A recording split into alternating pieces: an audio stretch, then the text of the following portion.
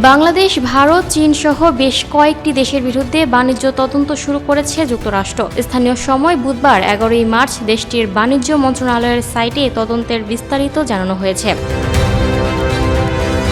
সংবাদ মাধ্যম বিবিসির প্রতিবেদনে বলা হয়, বাংলাদেশ, ভারত, চীন এবং ইইউ এর মতো জোটকেও এই তদন্তের আওতায় রাখা হয়েছে।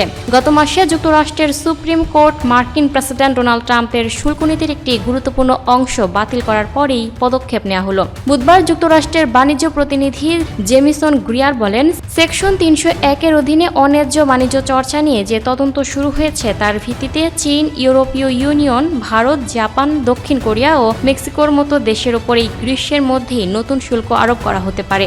এই তদন্তে কোনো দেশের বিরুদ্ধে অন্যায্য বাণিজ্য চর্চার প্রমাণ পাওয়া গেলে সেই দেশের পণ্যের উপর যুক্তরাষ্ট্র আমদানি শুল্ক আরোপ করতে পারবে। গ্রিয়ার বলেন, অতিরিক্ত উৎপাদন সক্ষমতা ও এর মাধ্যমে নিজেদের সমস্যা আমাদের উপর চাপিয়ে দিতে পারে এমন অন্য দেশগুলোর জন্য যুক্তরাষ্ট্র শিল্পভিত্তিক উৎসর্গ করবে না। তিনি বলেন, ফেব্রুয়ারির শেষ দিকে ট্রাম্প যে অস্থায়ী শুল্ক আরোপ করেছিলেন তা জুলাইয়ে শেষ হওয়ার কথা। এর আগে এই বাণিজ্য তদন্ত শেষ হতে পারে।